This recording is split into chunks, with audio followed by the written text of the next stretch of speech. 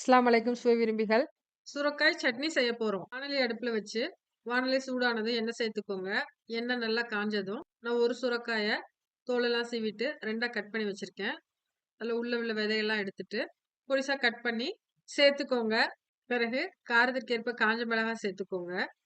1 கைப்பிடி அளவு கருவேப்பிலை சேர்த்து, 3 டேபிள் ஸ்பூன் நிலக்கடலை, கொஞ்சமா புளி, ஒரு 5 பல் பூண்டு சேர்த்து நல்லா வதக்குங்க.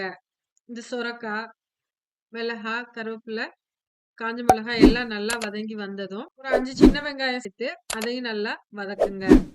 இந்த வதக்குன எல்லா பொருட்களையும் நல்லா ஆற வச்சுடுங்க.